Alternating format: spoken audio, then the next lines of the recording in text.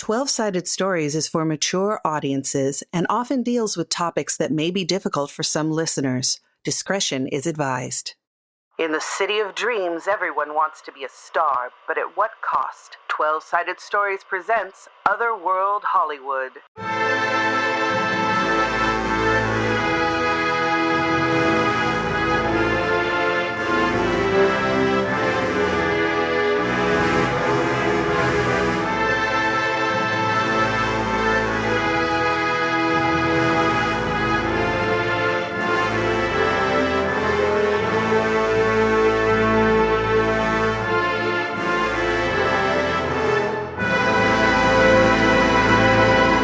Hello, everyone, and welcome to Otherworld Hollywood, episode number 18. My name is Wes Otis.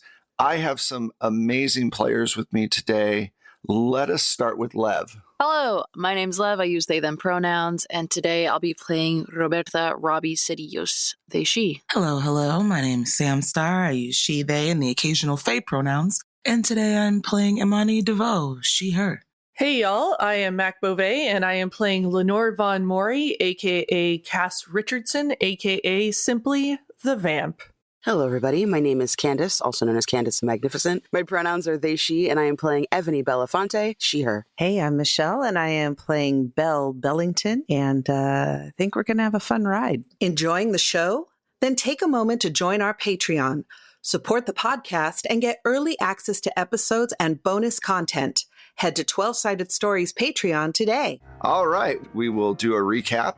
Last time we were on, you had all come together and had started talking about your different interactions with the supernatural world, except for Imani, who really hasn't had too many. I mean, she's had dreams that have been weird and strange, but most of her stuff has been more of the just regular old natural criminal style. So encounters with murderers and things like that. Whereas the rest of you have talked with death and war and all of that. So you came together, you had a discussion with war, and you ended up at Penelope's place. Penelope said, I understand what you're saying. Go ahead and use my library. Let me get you breakfast. You went to work. Robbie had a conversation with Danny about War because War didn't show up to work at the studio. And Danny's like, look, I just work here. The guy says he's some weird dude that just says these things and I don't question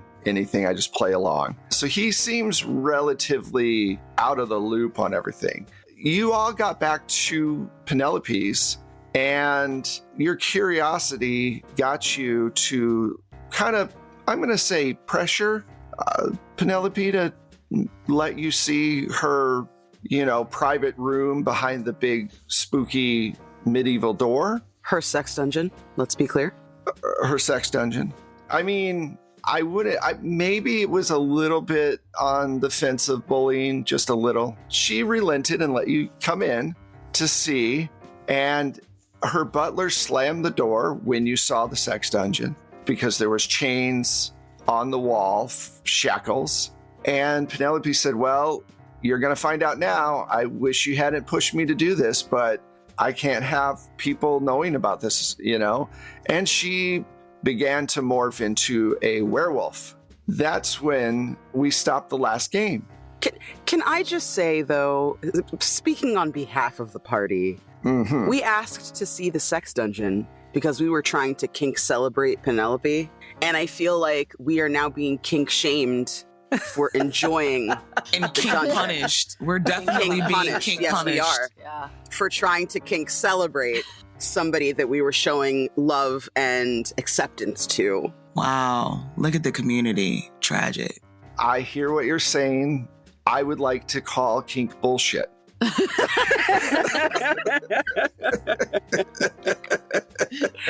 Kink bullshit is hilarious. Okay, but I have a question. Is this when we switch game systems and now we're playing Werewolf the Apocalypse? Are you going to pull out the werewolf book and be like, here it is. This is session 0, actually. It's too late for all of you. You're all werewolves. Lev, I was literally reading that book yesterday. I've been looking through it because a group I'm playing with has thought about playing werewolf, so I've looked at the book and I was like... Yeah, it's the same mechanics as Vampire. It's pretty cool. I mean, we've got D10s out already. That's true. Let's go. So, we are starting with this great change. All of you are seeing and hearing bones crack and hair growing really quickly, and she's just, I guess, wolfing out. Can I get resolve checks first from everyone? Yes. Love a resolve check first thing in the morning. I did not make it. Excellent. 43 under 47. It was tight. Good. That's saucy. 43 under 47. Okay. I rolled a 1. Wow. 17 under 62. Okay. I'm dealing with a clearly unhinged queer woman, so this is just a regular day on Tuesday for me. 53 under 70. I'm the only one who didn't make it. You're the one who should categorically have made it, though. Just by vibes alone. Yeah, totally normal Tuesday, absolutely. Cass has been telling us for a minute that this is all for looks, that this is a show, and now we know it. Now we know. So, up until this point, I mean, meeting death was pretty eye-opening, but death radiated calm and was pretty chill, whereas this doesn't seem as chill. And you woke up in a car crash, so you might be able to say, hey, maybe I dreamt this. There's ways to kind of make this seem like it's not as big of a deal. Maybe it's only in your dreams or whatever. But this is standing right in front of you. And you're trapped. You know that the door is locked and you're in a small space. And you take 10 points of resolve. Holy shit. Okay. A massive hit. I thought this wasn't Delta Green. Welcome to late game, Lev. Fuck. It only goes up. And all of you do take 1 point. It's just more of a shock thing, but it's that attrition kind of thing where it's like you're seeing something and you're trapped in a small room. I will leave it up to you. You can choose a temporary fear that makes sense for this situation. Okay. Or I can take over the scene for you and tell you how you react to the werewolf. Your call. I'm thinking I might take on a temporary fear. Do I have to decide what that is? Yep. Well, it's not going to be just fear of werewolves, because that's no fun. Fear of nighttime. Okay. Because that's when werewolves come out. Mm-hmm. Makes sense. So you have a nocturnal fear. All right. Yes. I need everybody's dex. Mac, what's Cass's dex? 60. Okay. What's Robbie's dex? Also 60. Okay. Michelle? My dex is 40. Okay. Wow, you're slow. Candace? 60. Wow, everyone's 60. Sam, what's your dex? 50. Oh, wow. Okay. Well, you are not as fast as the werewolf. So, the werewolf gets to go first. Unsurprising, honestly. That's bad news. That's very bad news. All right. So, Anyone have a doggy treat handy? Honestly, yes, I do. oh yeah. Oh, you would. You would. True. I have a squeaky toy and I have a dog treat in my purse. I am covered in silver jewelry, so I'm like, Penelope, come at me. Did you throw a doggy treat at me? I got a 45 in my purse. Fuck with me if you want to. Wow, that's a big ass gun. Got silver bullets in that 45? Yeah, we're going to learn a lot about werewolves right now. We can smelt. Wait a second. I'm going to smelt in this. In what amount of time? Just One moment. just wait. We have to make Stave some off Hold the on, wolf. please. Hold Wait, on. wait. Stay. Sit. Sit. Good boy. It's Hold this on a montage of you guys like getting the little thing. Anyway, Suddenly it's Otherworld Scooby-Doo. yeah, exactly. I'm going to roll this die that has the little gun tumbler thing. Oh, yeah. All right. So, Mac, you're 1. Michelle, you're 2. Lev, you're 3. Yes. Sam, you're 4. And Evie, you're 5. 6, I'm going to re-roll. Let's see. Michelle, Penelope lunges towards you, tries to grab you. You have an opportunity to dodge. I will do my best. I did not dodge. Okay. Oh no. Unless, well, can I spend 14 luck? I'm going to be nice to you and tell you what I got. I missed. Okay. So I don't want you spending your luck points if you don't have to. She lunges at you, and obviously you can tell that she is not maybe accustomed to attacking people, and she just kind of bounces off. That brings us to the Mac, Lev, Candace trifecta. Who wants to go first in this? Mac's all like, I do. Yes. Does anybody mind if Cass goes first? Please do. Okay, go for it, Mac. All right, so obviously I've taken a big hit to my resolve, and I think that my brain goes into overdrive of all the movies and media that I've absorbed over the years, and I realize I'm wearing a big silver signet ring. I'm going to try and take a swing at the werewolf. I'm going to try and punch right in that snoot. This is going to go badly. What do I roll? Brawl? Brawl, yeah. I'm sure you have a high brawl, right? Yeah, right. I actually got a 27 over 25. Well, make a check. I'm going to see if my werewolf gets to Well, no, die. I didn't. Oh, you didn't? Oh, sorry. I got 27 over 25. Okay. So that leaves us to Robbie or Candace. Who wants to go first? What is Robbie and Candace going to do? I mean, Ebony's going to do something really stupid. Robbie's also gonna do something stupid. I would like to see Robbie stupid first. Robbie's stupid. Okay, Robbie, the moment Penelope started transforming, shot back in their brain to any like werewolf lore that they read as a kid in the library with their mom, just like furiously turning mental pages of like, what do we do? What do we do? What do we do? And the one thing that they latch onto is that in Danish folklore, you have to say the werewolf's Christian name 3 times to get it to stop. And that's the first thing they latch onto because like in their brain, Penelope is a friend and you don't hurt your friends. So you just try to stop them from doing things that are bad. So that is a completely good line of logic for Robbie, definitely. yeah. Robbie kind of runs to flank on the side, partially to get out of the way and partially to try and like divide attention, and just screams the amount of Penelope's full name that they know. They just scream it as loud as they can 3 times in a row. Okay, cool. Entirely useless, but here we go. What's your luck? My luck? It's, I think, 56. Okay, so I'm going to make a roll. How do I do this? It doesn't stop them.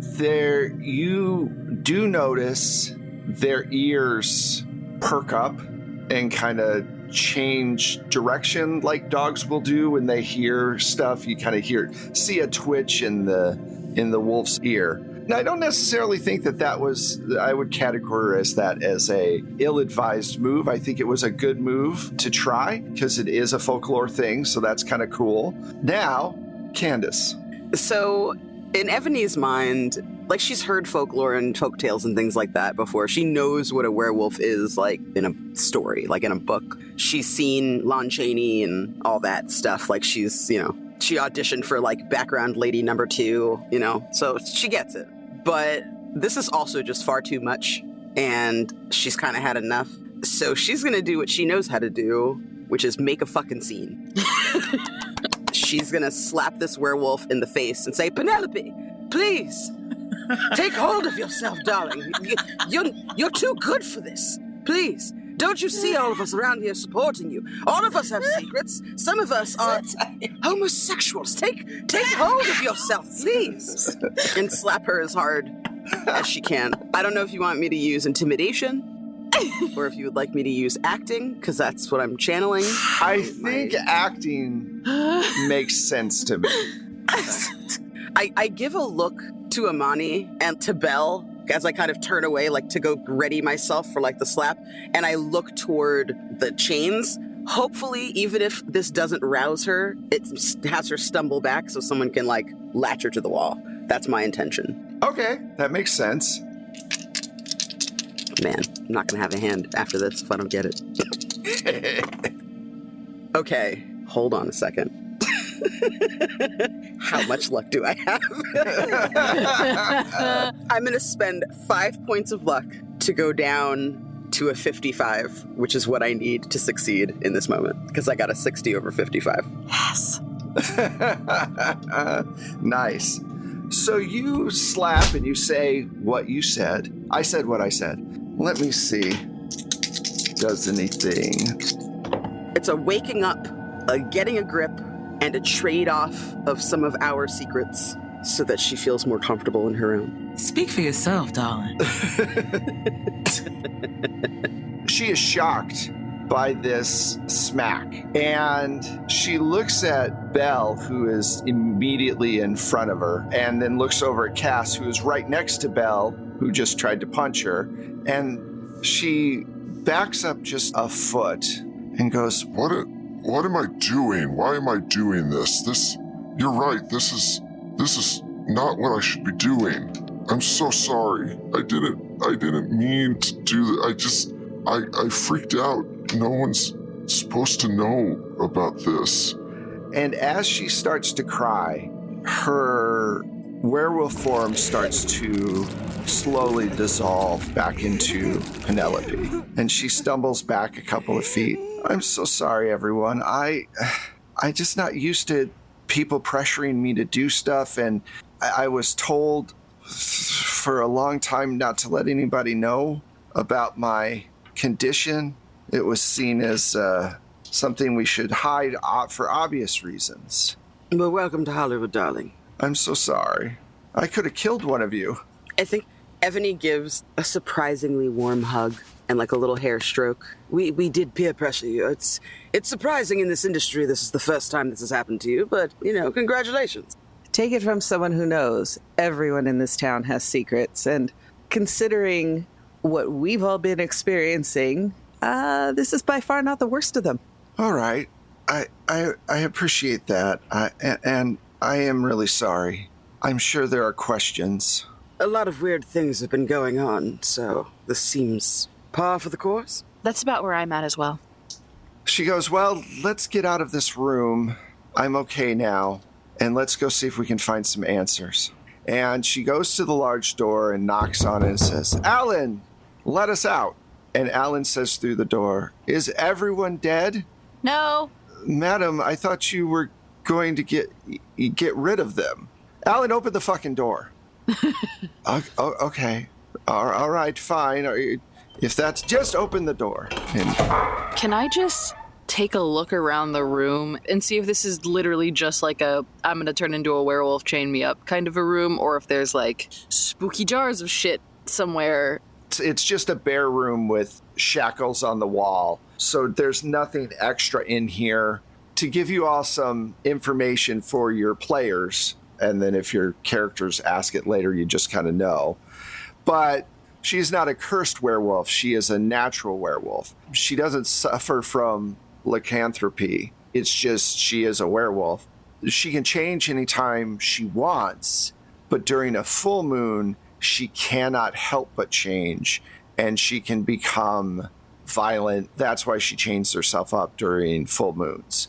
Anyway, you guys get out, and Alan looks really perplexed and kind of goes away.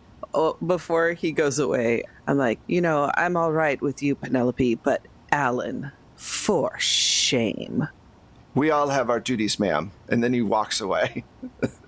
Fun fact, all butlers in Otherworld games are dicks. If you've listened to the show any amount of time, anytime a butler comes up, they're dicks. It's just a thing. Let's start with Evie. You excuse yourself and you go into this really nice restroom. What's up? What do you want to do? She closes the door behind her quickly and then lets out a huge breath. She looks down at her hands, they're shaking.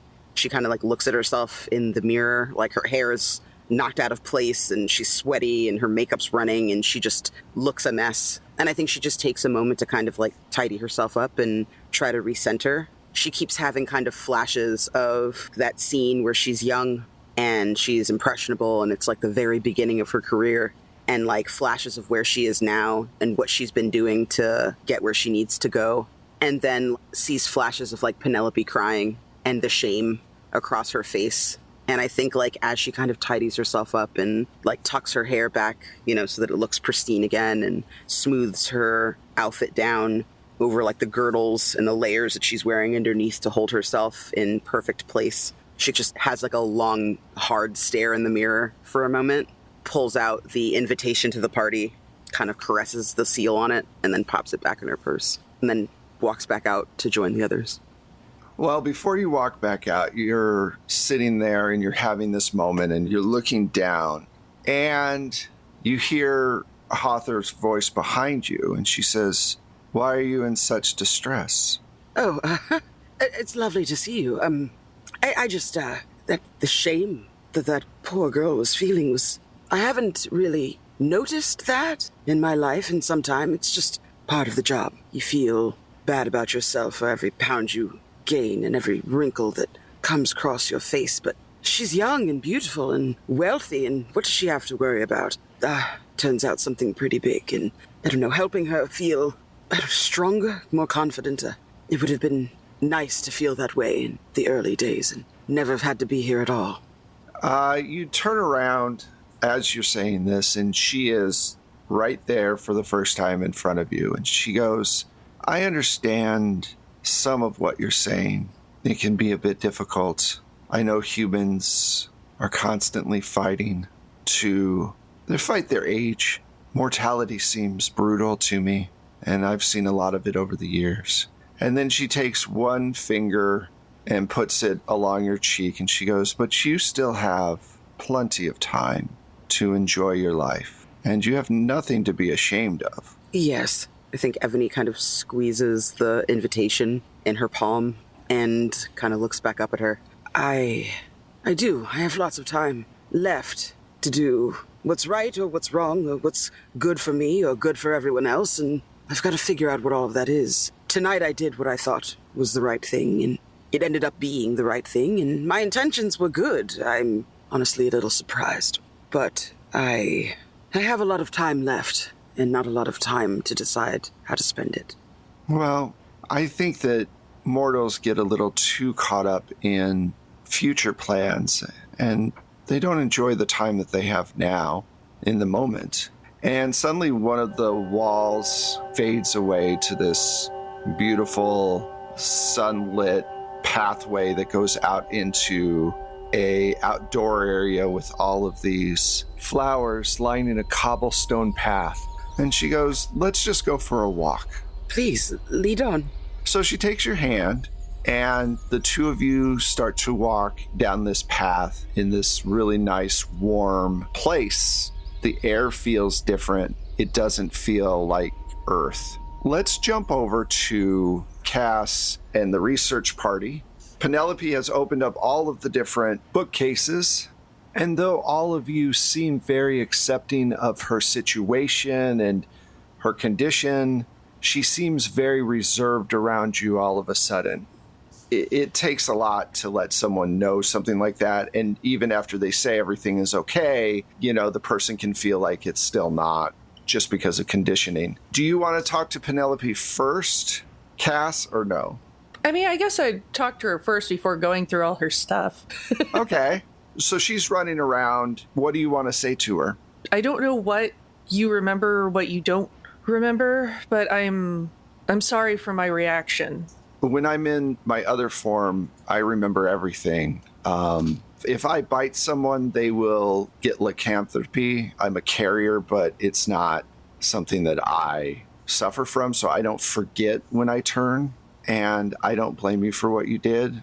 I don't blame anybody for anything. It's a natural reaction to a horrible situation.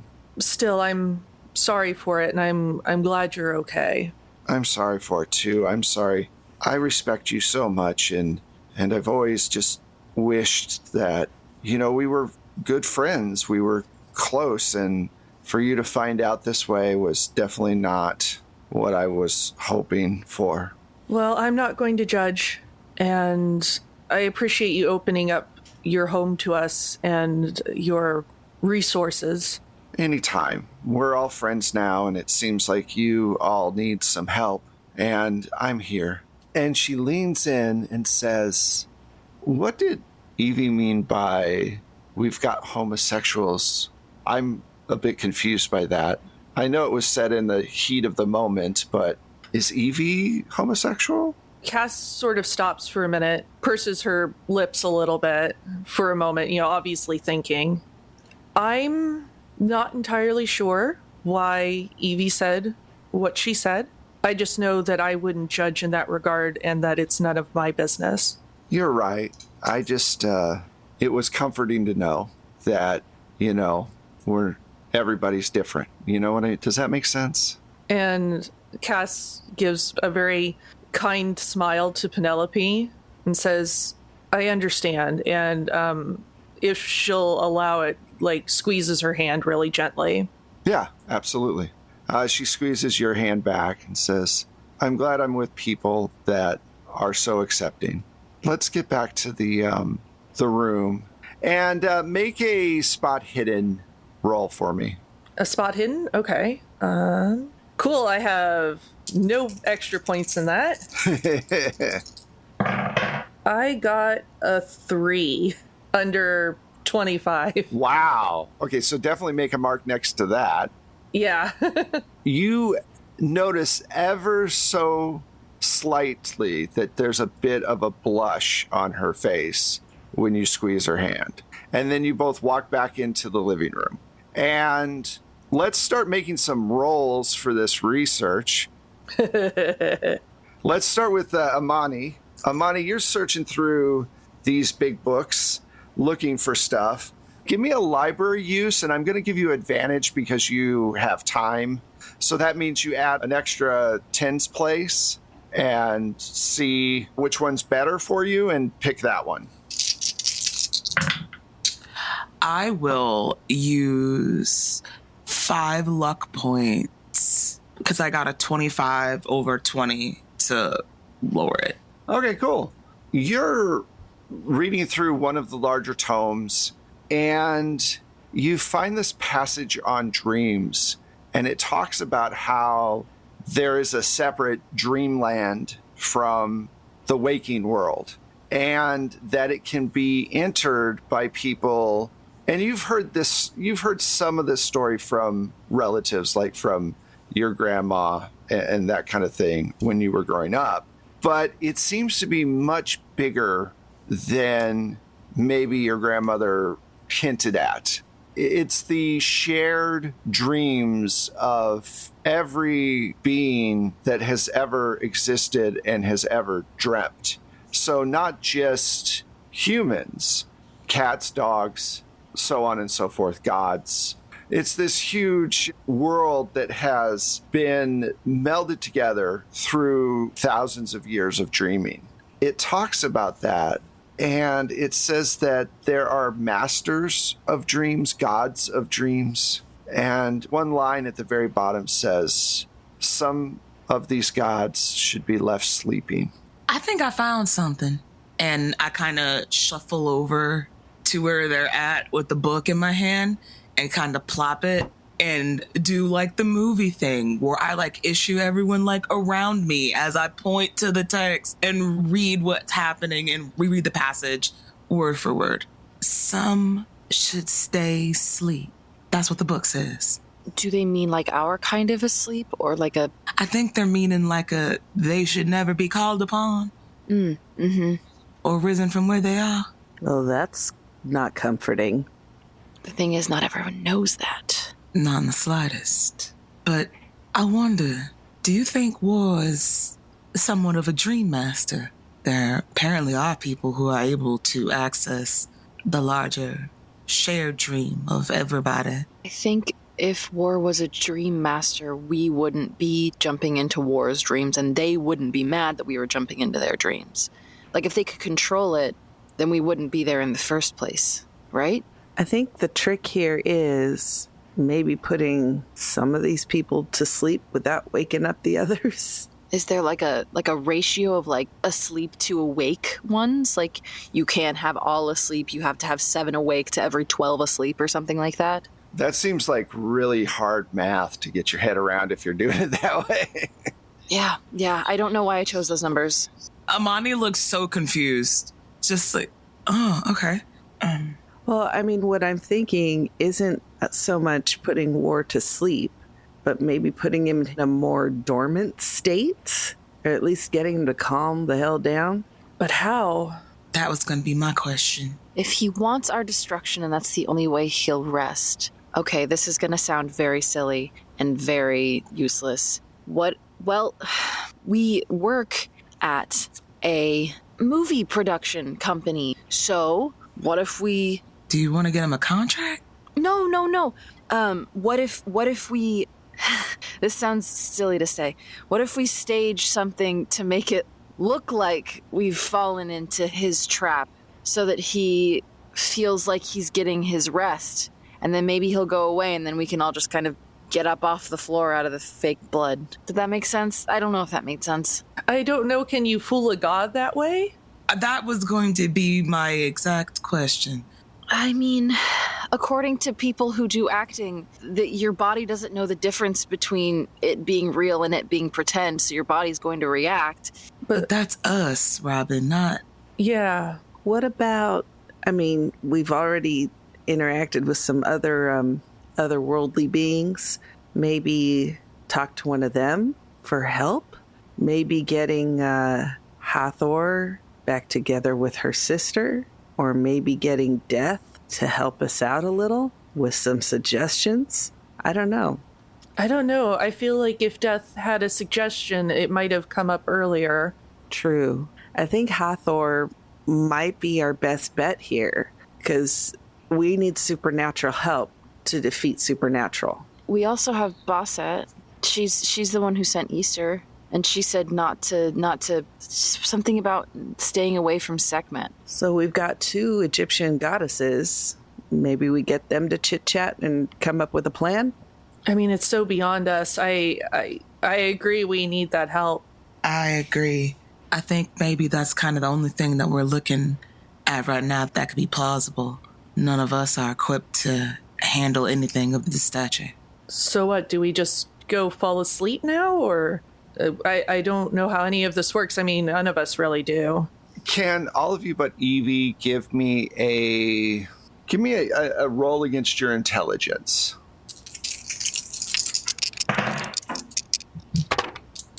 Nice. I got a 68 under my 70. Nice. 65 under 80. 18 under my 80. Oh, I failed that so bad. That's a 79 over my 50. What about you, Lev? What'd you get? 65 under 80. Right then, the 3 of you realize that it's been kind of a while since Evie was around. If nobody else makes a move, I'm gonna stand up and excuse myself and go knock on the bathroom door. So you knock on the door. There's no response. Evie, are you in there? No response. Yeah, I'm gonna try a couple more times, and then I'm gonna very gently try the door.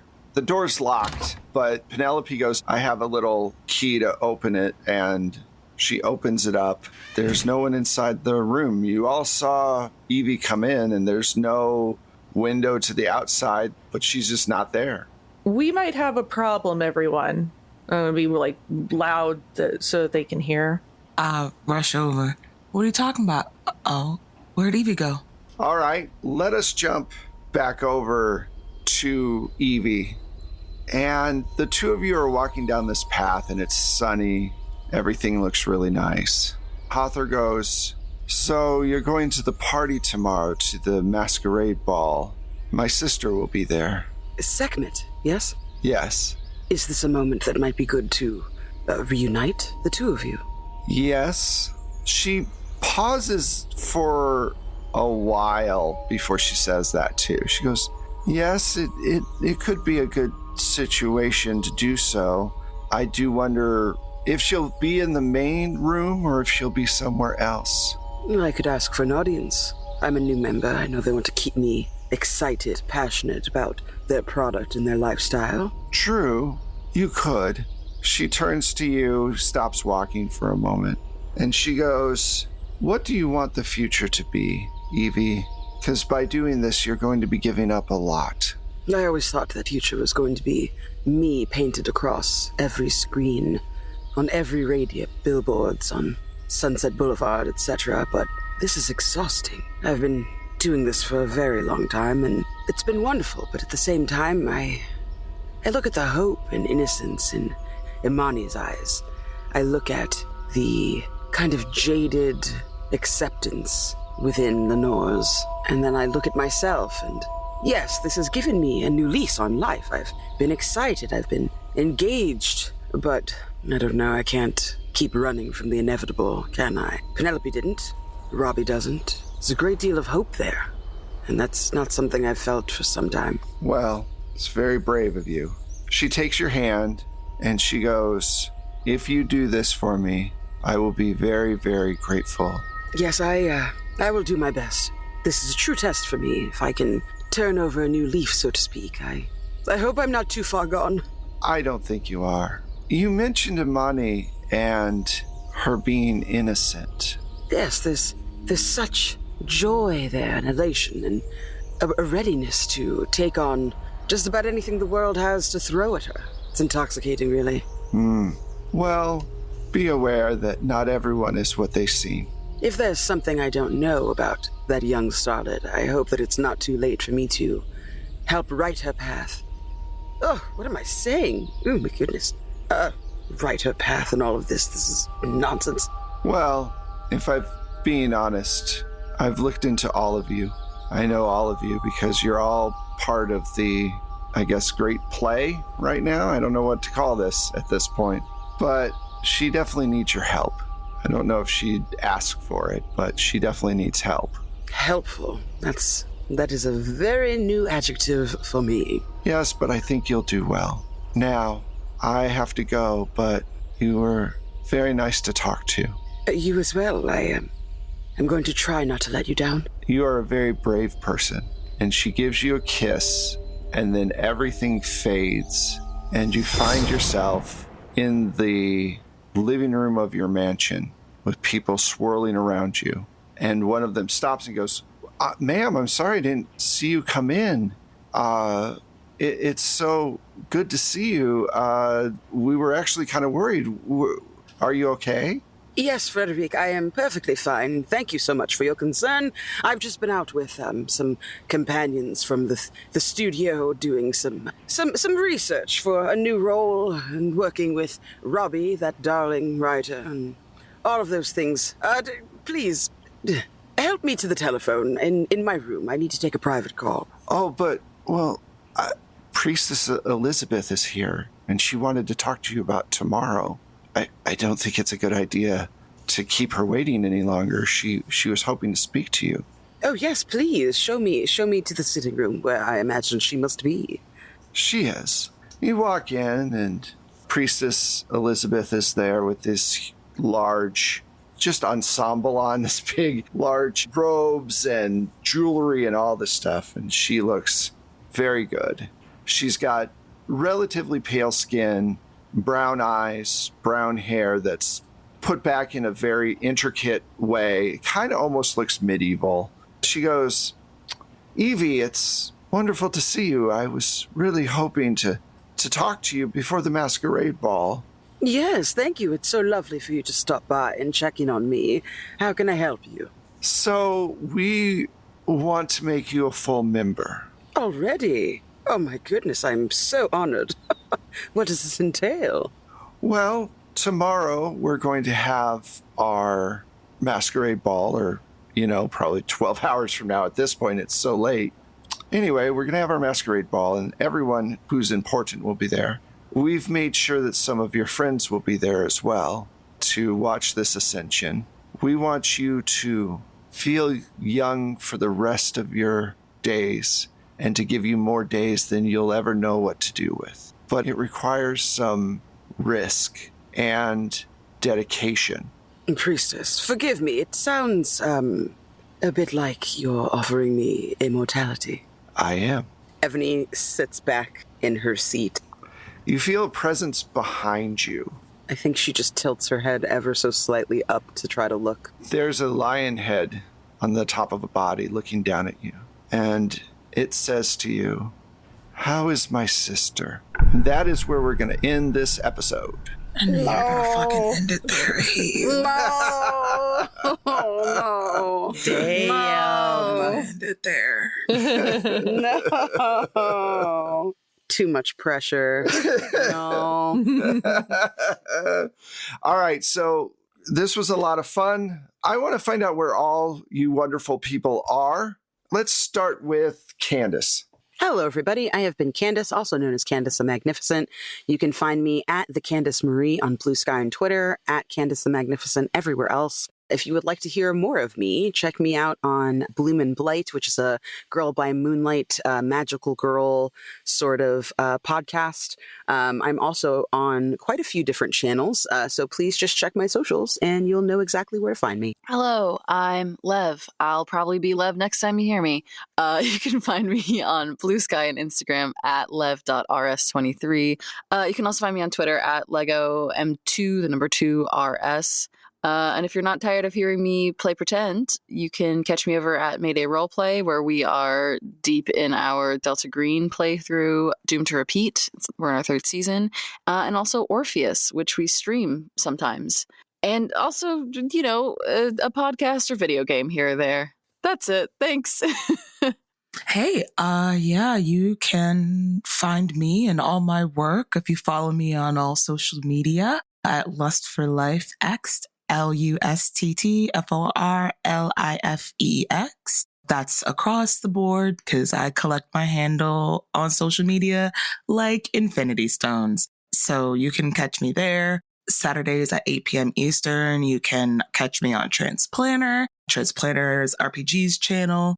In the fucking thick of it in our main campaign for our campaign 2 for the Chaos Protocol. You can catch me on SS Batship and hear more on 12-Sided Stories. Just if you want to hear anything or see anything that I do, just follow me on socials and you'll get all of it there. Hey, y'all. I have been and will continue to be Mac Beauvais. You can find me everywhere on the internet is at Strange Like That, and also lurking behind Michelle occasionally. When Mac is not lurking behind me, you can find me on all the socials at Michulu. That's MICHULHU.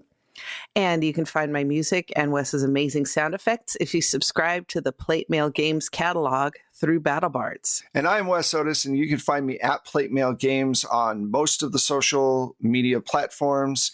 And the show you can find at our website, which is 12-Sided Stories, all written out, all one word.com. For all our links are there. Everything is there. So just go check that out first.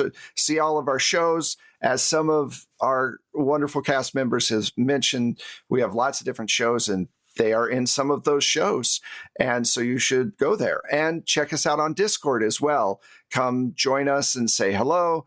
So follow us on whatever social media you want to, or come over and join us on Patreon to support the show, or give us a shout out, or give us a review. Any of those things are very helpful. Thank you for listening. We really appreciate it.